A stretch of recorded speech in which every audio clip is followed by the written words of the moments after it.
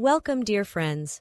Today you will be treated to a thrilling story of resilience, strength, and the triumph of the human spirit over the most brutal of challenges. Enjoy the story. Samantha stared at her husband Todd from across the kitchen table, a pit forming in her stomach. When had the man she married become this arrogant, selfish stranger? Maybe he had always been this way, and she had just been too blind to see it before. Well, her eyes were wide open now. "Todd, we need to discuss this apartment situation," she began carefully. "If we're going through with the purchase, I want us to put both our names on the deed." Todd's brow furrowed in confusion. "What? Why would we do that?" "Because it's only fair," Samantha insisted. "We've been saving up together for years to afford a place like this. Not to mention the money from selling my grandmother's house that I inherited. That's my contribution too. But for some reason you assumed this place would just be in your name." Todd let out an exasperated sigh, running a hand through his thinning hair. "Does it really matter that much? We're married. What's mine is yours. We're supposed to be a team." Samantha felt her temper flaring. How could he be so blasé about this huge financial decision that would impact both of their lives? "Of course it matters. I make twice what you do. I've put in most of the down payment money. Why should a man who works part-time as a cashier get sole ownership?" She could see his jaw tightening, knew this argument was only going to get uglier. "Either we put both our names on the deed, or I walk and take my half of the savings with me." For a long moment, Todd simply stared at her, seemingly unable to process her refusal to back down. His usual move was to pout and grumble until Samantha caved, as she so often did to keep the peace. But not this time. Finally, Todd threw up his hands in resignation. "Fine. Have it your way. We'll do the joint ownership thing." "Geez, you really know how to take the air out of a guy's big moment." And just like that, the victory felt hollow. Because in winning this battle, Samantha feared she had lost a piece of her husband's respect. But she shouldn't have to beg for equality in their marriage, should she? In the months that followed the purchase and move to their new 2-bedroom apartment, Samantha worked tirelessly to turn it into a home. She took evening shifts at a diner and used the extra money to buy furniture, appliances, decorations, anything to make the plain white box they could afford feel welcoming and lived in. Meanwhile, Todd's work engagement became unreliable. There were many nights when Samantha went to bed alone, listening for his key turning in the lock long after midnight. She knew where he wasn't, gambling or wasting money at a bar, but she didn't know where he actually was on those late nights. She stopped asking after a while, not wanting to start fights. By their 3rd anniversary in the apartment, the writing was on the wall. Samantha's suspicions of Todd's infidelity were confirmed in the most heartless way possible. He simply announced one evening, as Samantha set a hot meal on the table, that he was leaving her for his young pregnant girlfriend Lindsay, and he fully expected Samantha to just move out. "Sorry, Sam, but it's over," he said with an indifferent shrug. "Lindsay's having my baby, and she'll need her own place. So do the decent thing here and take your stuff and go, would ya? Don't make this harder than it needs to be." If Samantha thought she had felt blindsided by Todd's casual cruelty before, that was nothing compared to this moment. Her mouth hung open, tears burning her eyes, as she struggled to reconcile the vile creature sitting before her with the loving, goofy man she had married. "Todd," she managed to choke out, "my name is on the deed too. This is just as much my home as yours, and if anyone should make themselves scarce, it's you." His eyes went wide with disbelief, and then narrowed to furious slits. "Like hell. I'm not going anywhere." Thus followed one of the ugliest, most protracted divorces their county had likely ever seen. If Samantha thought Todd's behavior couldn't get any more appalling, she was wrong. With each passing week, he seemed to reach new lows of pettiness and cruelty. It started with dividing up their possessions. Rather than just taking what was rightfully his, Todd nitpicked over every dish, every towel, demanding they literally split the set 50-50. He made snide comments about Samantha becoming a crazy cat lady living alone. His pregnant girlfriend Lindsay often tagged along, chiming in with her own barbed insults and demands.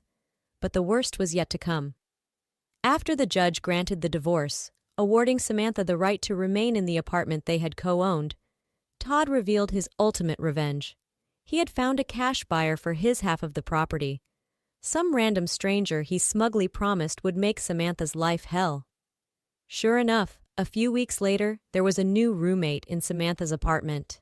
A towering, muscle-bound man named Bryce, who looked like he could snap Samantha like a twig.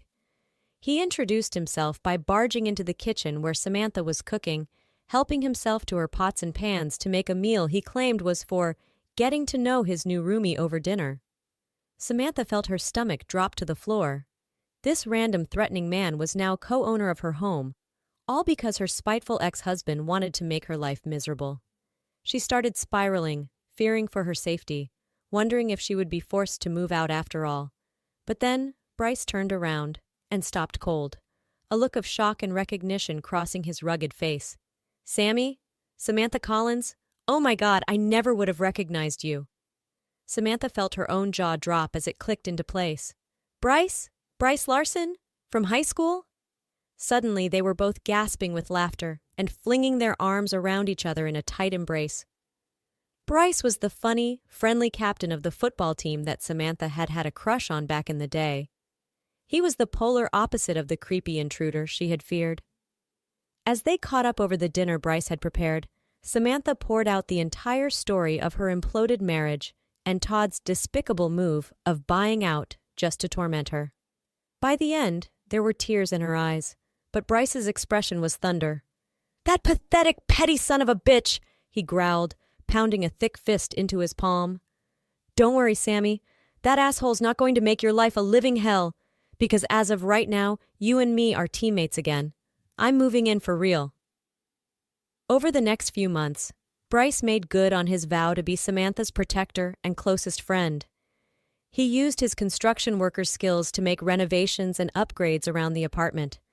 When Samantha's shitty car broke down, he helped her pick out an affordable replacement. And perhaps most importantly, he was a calming, stable presence after the tornado of chaos and hurt Todd had caused. Gradually, Samantha began to rediscover her old, bright, positive self. The dark circles faded from her eyes. Her smiles and laughter came more easily. She blossomed, and it was amazing to watch.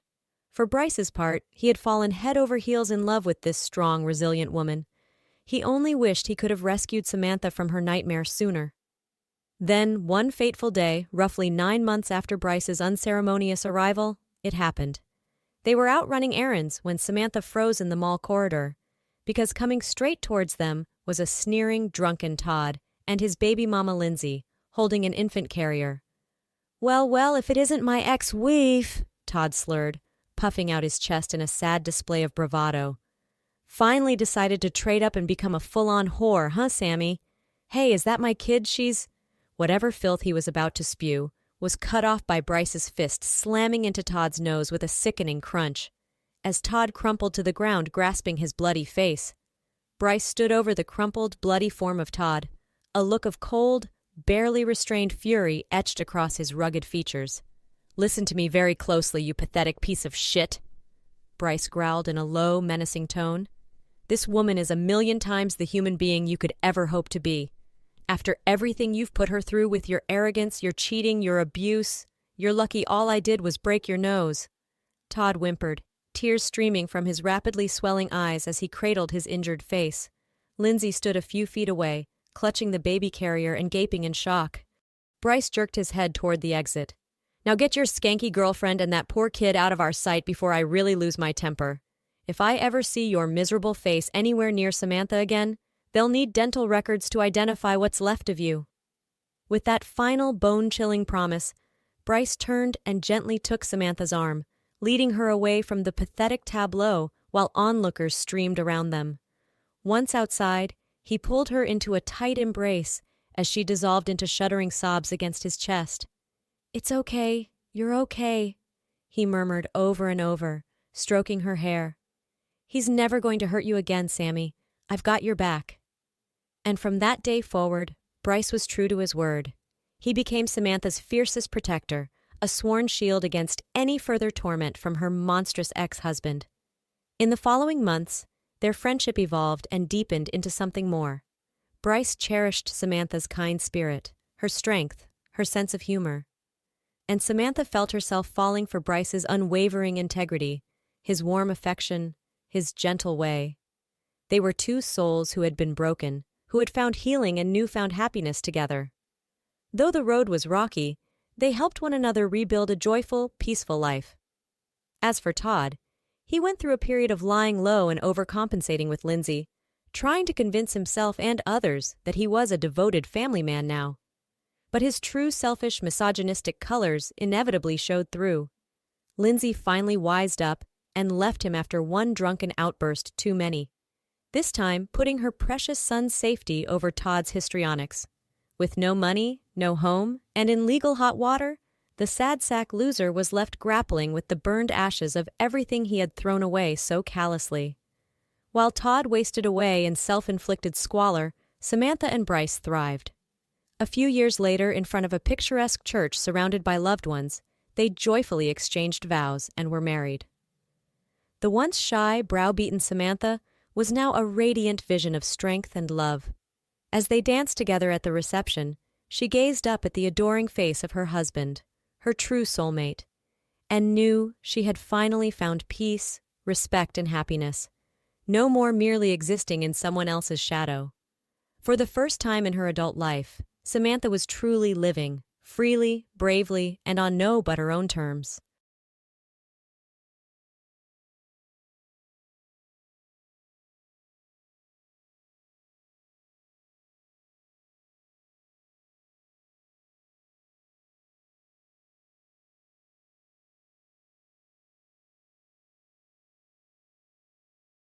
All right, everyone's presentations are done. Nick, the manager, said as he tried to move the discussion forward. Excuse me, I haven't. I recently found out something. Nick interrupted me and began to speak. There's apparently someone in this department who didn't graduate high school and is just a part-timer. Meetings should be for employees only. Absolutely right. His lackey, Mike, of course, agreed with Nick. I'm leaving. After leaving the meeting room, I started to shut down my computer. I noticed that an email had arrived, not in my personal inbox, but in the company's shared email. Thinking, there's no point in speaking up, no one will listen, I went home quietly.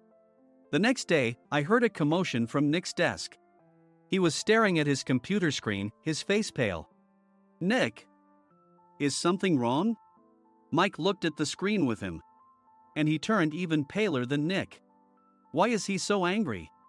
Knowing the reason for Mike's distress, I thought to myself, serves them right. My name is Adam. My mother passed away when I was in the 9th grade, and I was raised by my father. Well, you could hardly call it being raised. After my mother passed, my father changed. He drowned his sorrows in alcohol, and though he still went to work, he squandered our living expenses on horse racing. Because of that, I had to start working part-time as soon as I entered high school. Every month, I went to the convenience store with bills in hand that couldn't be auto-deducted from my father's account. Even though I endured it because I didn't want to be alone, I reached my limit in my second year of high school and dropped out. I found a live-in job at a distant inn. Thank you for everything. The day I left home, my father, still staring at the TV, spoke. Take care. That was our last conversation. Back then, 18 wasn't the age of majority, so I needed my father's permission to work, and I couldn't hide my place of employment. Yet, my father never visited me even once. I kept working just to survive, and before I knew it, I was 42. Years of hard work paid off, and I was transferred to the headquarters. I was thrilled to be recognized by the company, as I thought I'd be working in the field until retirement due to my lack of formal education. Listen up. Our work can change the future of our employees. Don't drag us down. On my first day after the transfer, Nick, dressed in an expensive suit, spoke sternly. There was a reason for this. Our inn was located in a prominent tourist destination, known so well that everyone in the state could sing its commercial jingle. At its peak, we had 5 locations within the state. But that was long ago. Due to financial difficulties and aging facilities, only the place where I had worked for many years and the original establishment remained. I was prepared to lose my job anytime, but now there was a glimmer of hope. With the rise of social media, the tourist area where the inn was located started gaining attention again. Depending on how hard the sales department, where I was transferred, worked, we could either thrive or be forced to give up this prime location to the new hotel chains continuously popping up. For Nick, who had switched careers from another industry to strengthen our sales, this was a battle he couldn't afford to lose. I understood why he had to be strict. "I will do my best." Nick sneered at my enthusiastic declaration. "Did you not hear what I said?" "I'm sorry." I thought I was listening carefully. Out of habit from years of customer service, I apologized reflexively, though I had no idea what had offended him. Someone was watching me with a smirk. In this department, there are those who are expected to excel and those who have been shoved here because they have nowhere else to go. You are the latter.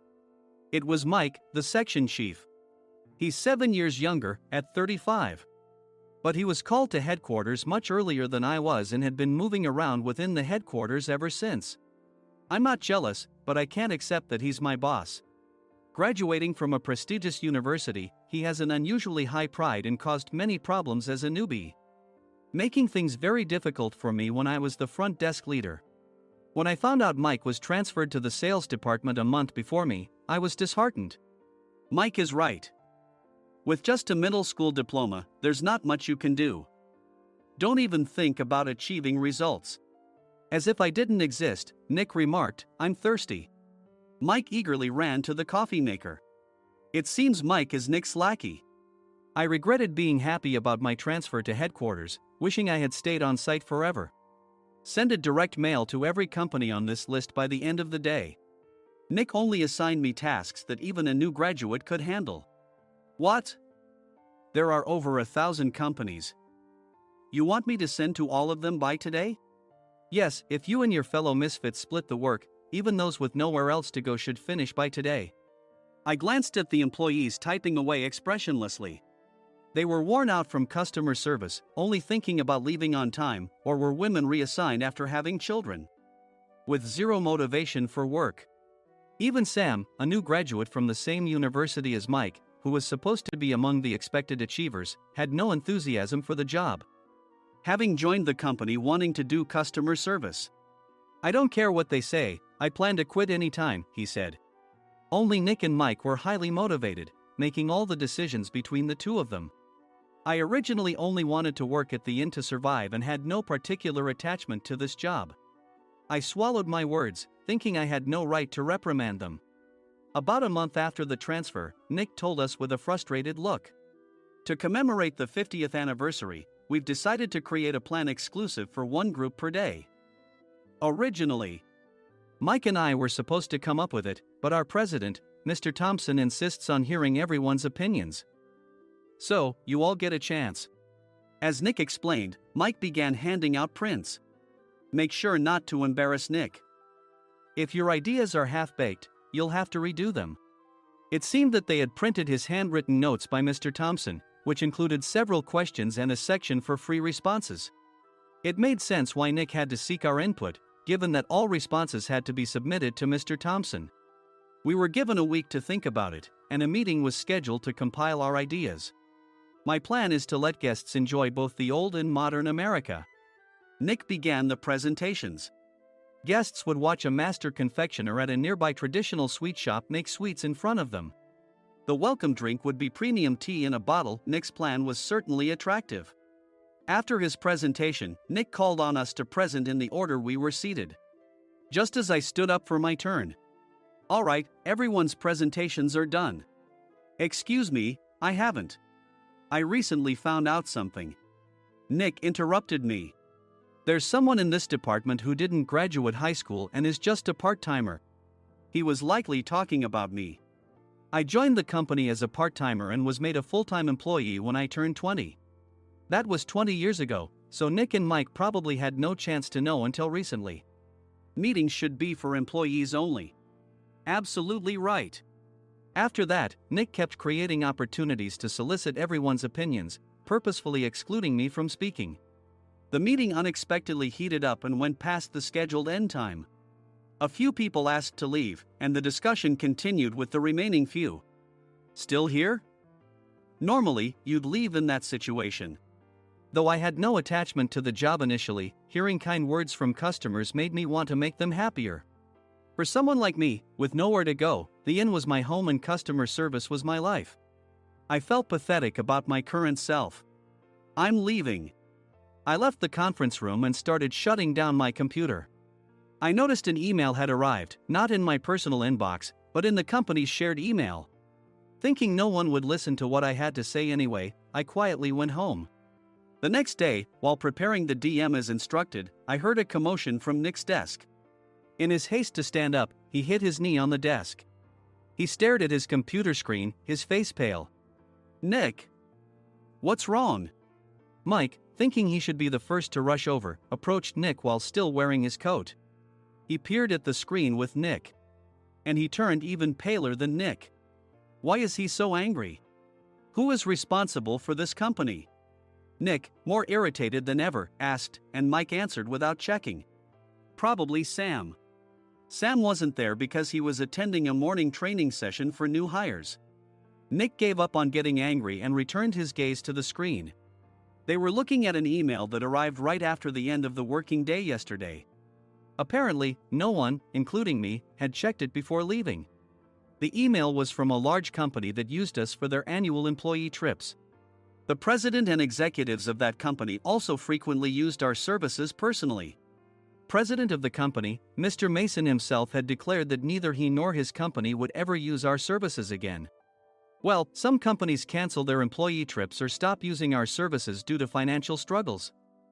Let's just move on. Mike kept wiping the sweat from his forehead with a handkerchief. Knowing why Mike was so agitated, I quietly watched their interaction.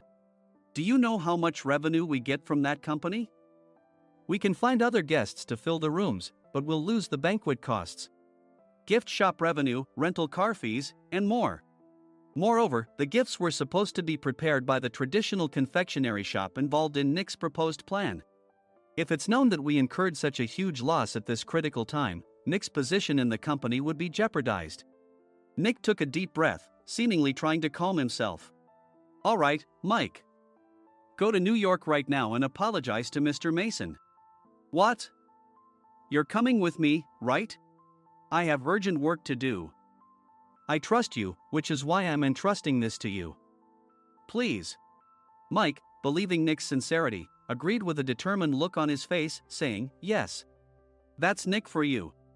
Even if Mike went to apologize, Nick would shift all the blame onto him if the client didn't change their mind. Well, it was Mike's fault to begin with, so it served him right.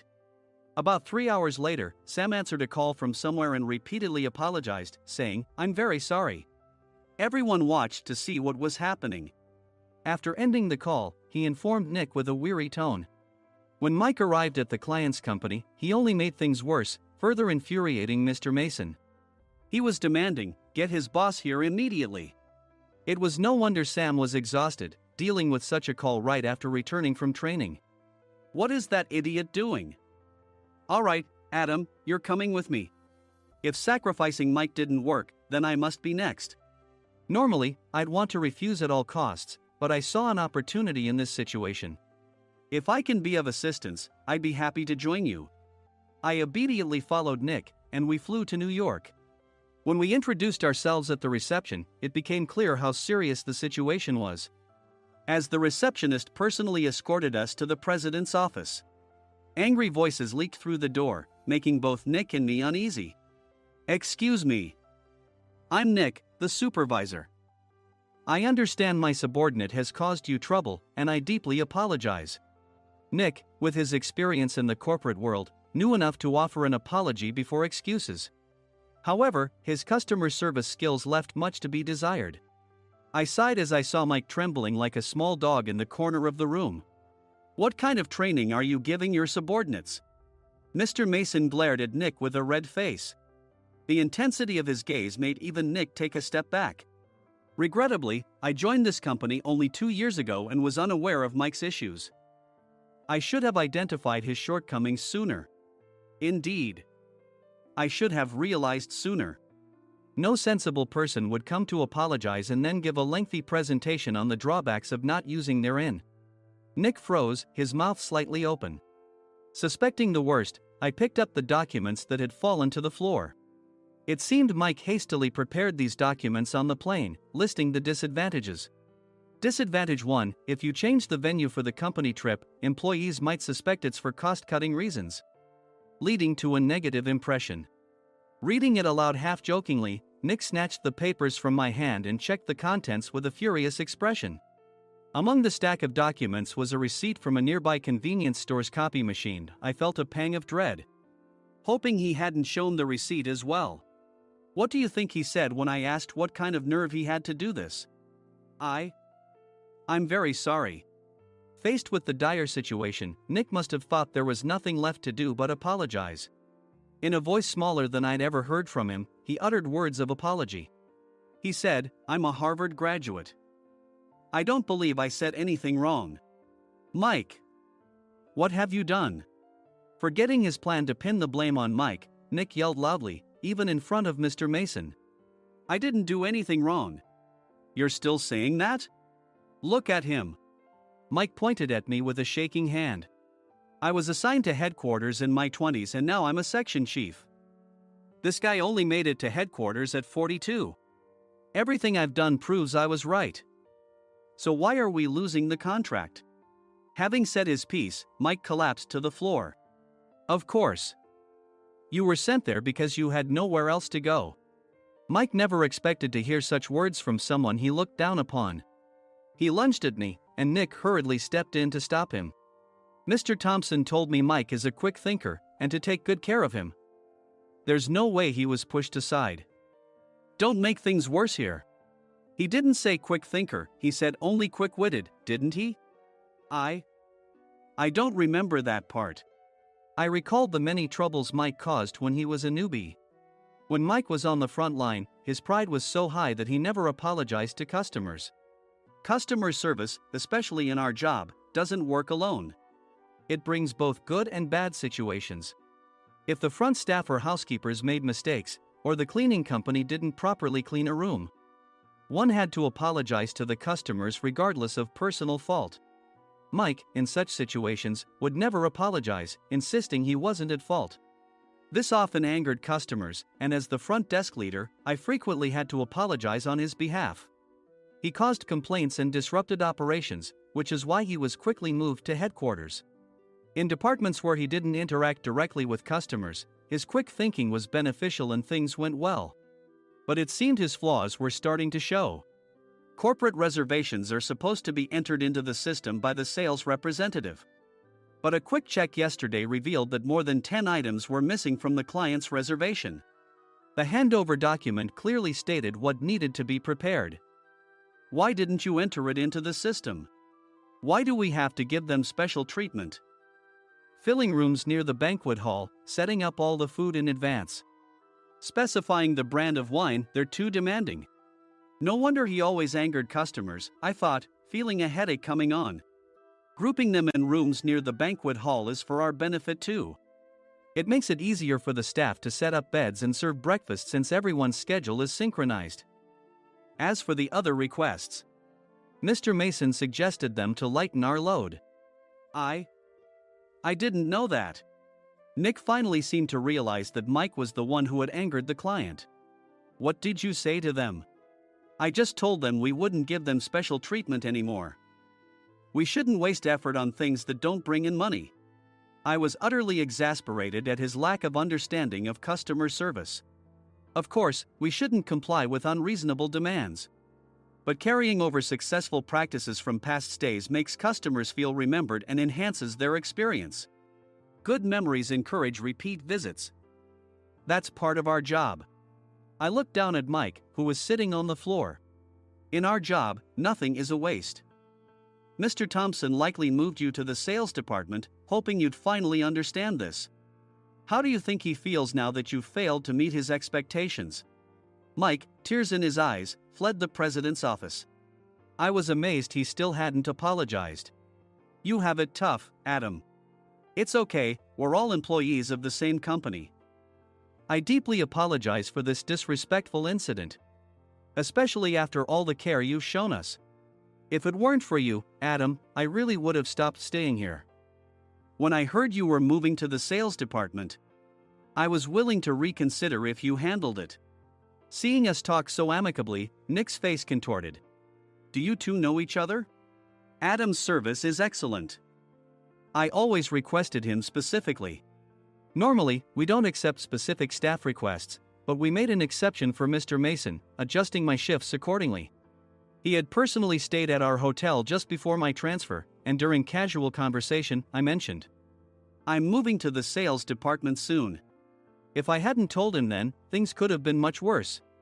Please continue to take care of us. I look forward to it. On the return flight, Nick awkwardly offered me a can of beer. It's still working hours. Of course, I had no intention of forgiving him for a single beer. Nick might try to pin everything on Mike and avoid any consequences.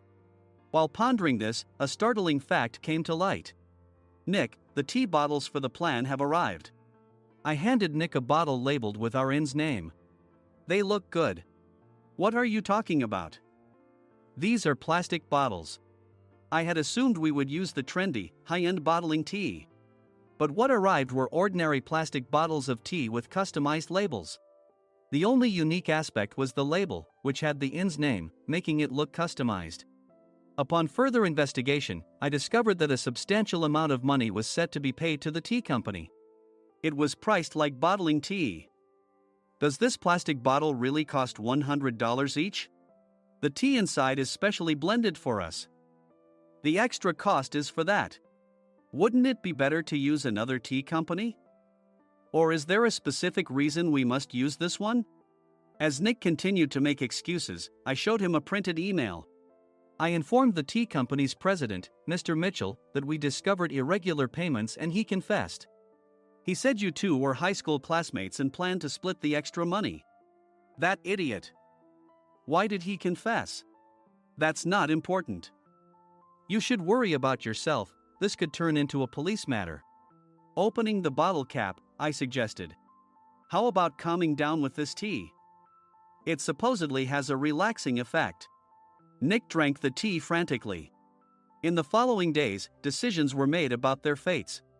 Mike was reassigned to the General Affairs Department, with no chance of transfer or promotion, as per Mr. Thompson's orders.